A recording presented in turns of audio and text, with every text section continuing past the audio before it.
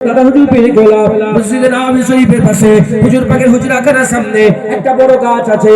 ওই গাছটা হাবিবুল্লাহ হুজুর পাক সাল্লাল্লাহু আলাইহি ওয়াসাল্লাম উঠেছে। ওই গাছটা হাবিবুল্লাহ হুজুর পাক সাল্লাল্লাহু আলাইহি ওয়াসাল্লামের ঘরের সামনে গাছ। ওই গাছে মুজাদ্দিদ জামান দাদা হুজুর পেয়ে গেল উঠেছে। দাদা হুজুর উঠে ওই গাছে যত শুকনা শুকনা পাতাগুলো ছিল ভেঙে ভেঙে ফেলে দিচ্ছে, যত শুকনা ডালগুলো ছিল ভেঙে ভেঙে ফেলে দিচ্ছে। শুকনা পাতা, শুকনা ডাল, মরা পাতাগুলোকে সাফ করছে।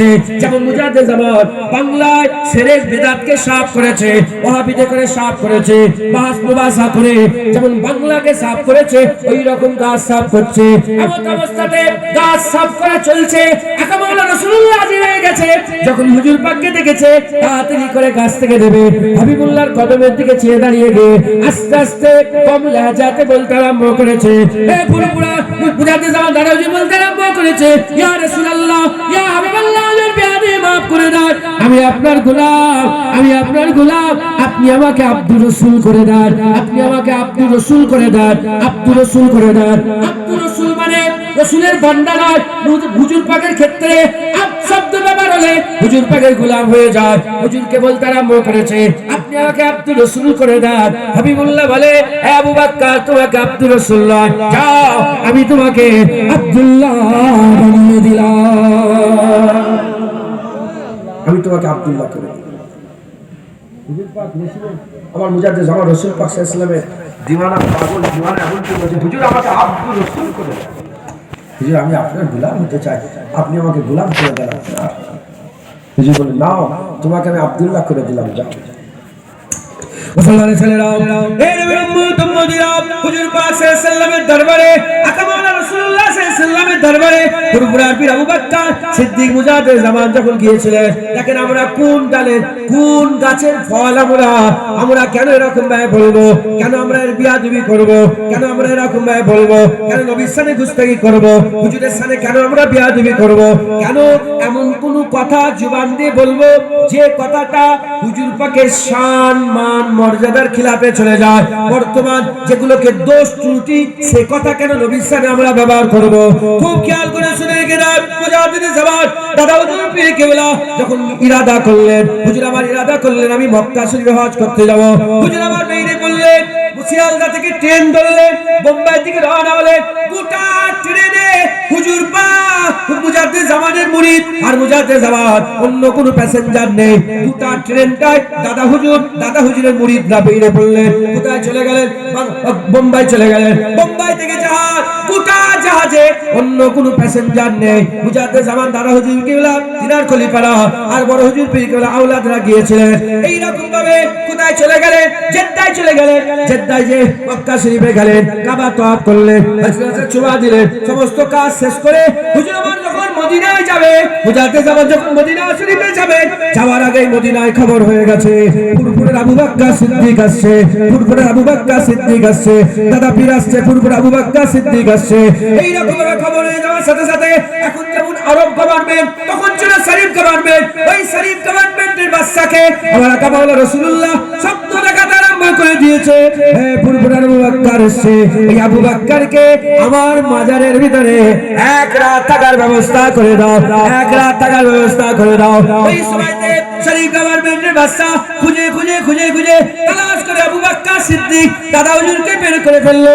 আর ঘোষণা হয়ে গেল, আপনি আপনার সাথে দুজন, আপনি আপনার সাথে দুজন, আপনারা হুজুর পাকের মাজারে এক রাত থাকতে পারবেন। ওই সময়তে মুজাদ্দিদ জামান দাদা হুজুর বের করলো, বসিরহাট আল্লামা রুহুল আমিন সাহেবকে নিলেন, আর তিনার সাহেব জায়গা বড় হুজুর পীর কেবলাকে নিলেন। বড় হুজুরকে নিয়ে আর হুজুর আবার কি করলেন? হুজুর পাকের মাজারের কাছে চলে গেলেন।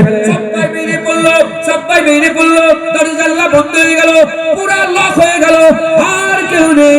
আবু বকর সিদ্দিক আছে, ওমর ফারুক আছে, আকামাউলা রাসূলুল্লাহ আছে, ফুরফুরের আবু বকর আছে, বড় হুজুর পীর কেবলা আছে, বসিরহাট আল্লামা রুহুল আমিন আছে, সারা হাবিবুল্লাহ দরবারে সবাই কাছে এসে আল্লাহ।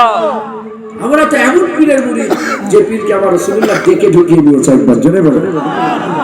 হ্যাঁ মুসলমান, গাছ আমাদের ইশক মোহাব্বত আল্লাহ, আর মুরিদ কিরাম হবে?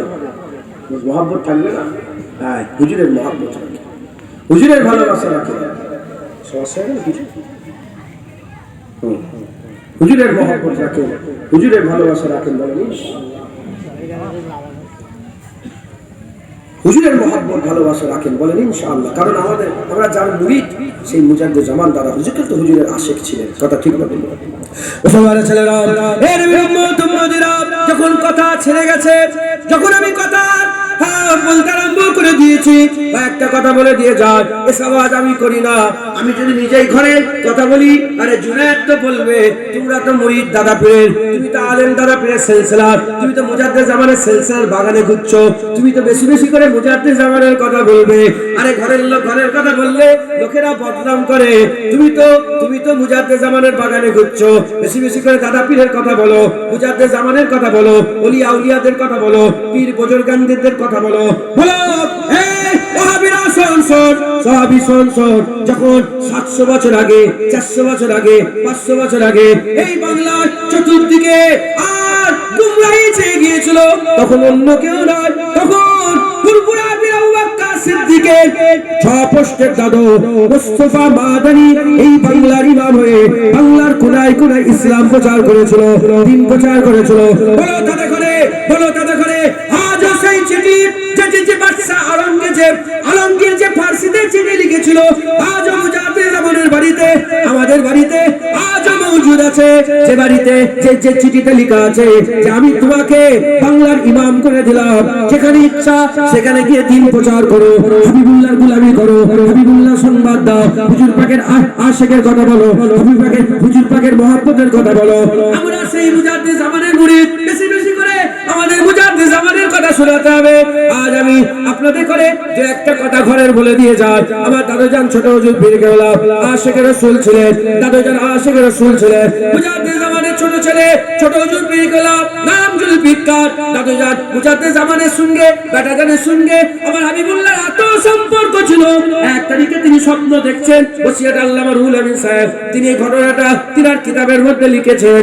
মুজাদ্দিদ জামান স্বপ্ন দেখছেন, মুজাদ্দিদ আল পেশানি এসেছেন, মুজাদ্দিদ আল পেশানি এসে তিনি একটা তলোয়ার দিয়ে গেলেন, তলোয়ার দিয়ে বললেন এ তলোয়ার সেই তলোয়ার যে তলোয়ারে হুসাইন হুজুর কারবালায় লড়াই করেছে, এ তলোয়ার সে তলোয়ার যে তলোয়ার আলী হুজুর লড়াই করেছে, এ তলোয়ার সে তলোয়ার যে তলোয়ার হাবিবুল্লাহ লড়াই করেছে, এই তলোয়ারের নাম জুলফিকার, এই তলোয়ারের নাম জুলফিকার।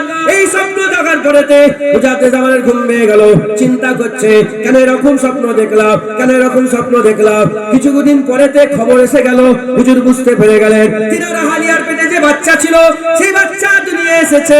হুজুর বুঝতে পেরে গেলেন আমার আল্লাহ আমাকে তলোয়ার দিয়েছে, তাই ছোট হুজুরের নাম জুলফিকার রেখে দিলেন। সুবহানাল্লাহ। সেই জুলফিকার ছোট হুজুর পীর কেবলা হুজুর পাকের গোলাম হয়ে গেলেন, আশিকের রাসূল হলেন, মুজাদ্দিদ জামানের ছোট ছেলে আশিকের রাসূল ছিলেন। এত ইশক মোহাব্বত দিলের মধ্যে ছিল, এত ভালোবাসা দিলের মধ্যে ছিল। তিনি একদিন বসে আছে, কয়েকজন হাজী সাহেব ছোট হুজুরের কাছে এসে বলে হুজুর বিয়াদি মাফ করে দেন, যখন গিয়েছিলাম আপনার সাথে দেখা করতে পারেনি, এখন আমি মদিনা মক্কা শরীফ থেকে এসেছি, ঘরে যাইনি, আগে দেখা করে তারপরে বাড়িতে যাব। হুজুর বললেন, দাদুজান বললেন এসব কথা বাদ দাও, মসজিদে বসে বসে বললেন এসব কথা বাদ দাও, মদিনার কথা বলো, হুজুরের কথা বলো, মদিনা নববীর কথা বলো, হুজুর পাকের মদিনা শরীফের কথা তুমি শোনাও। ওই সময় মদিনা শরীফের কথা বলতে বলতে, মদিনা শরীফের কথা বলতে বলতে মুজাদ্দিদ জামানের ছোট সাহেবজাদা আশিকের রাসূল হাল পয়দা হয়ে গেল, জোশ মেরে উঠলে আর আল্লাহ বলে চিৎকার করলে, সামনের বসে থাকা লোকগুলো বেহুশ হয়ে গেল, বেহুশ হয়ে গেল।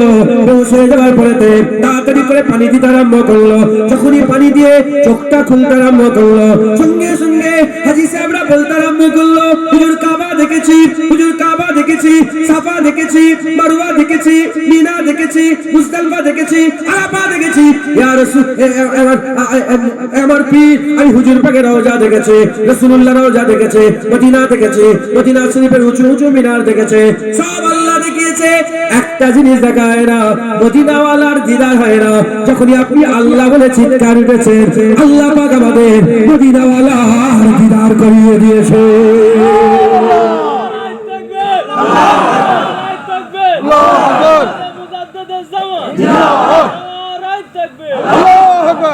নারায়ে মুস্তাফা, নারায়ে মুস্তাফা।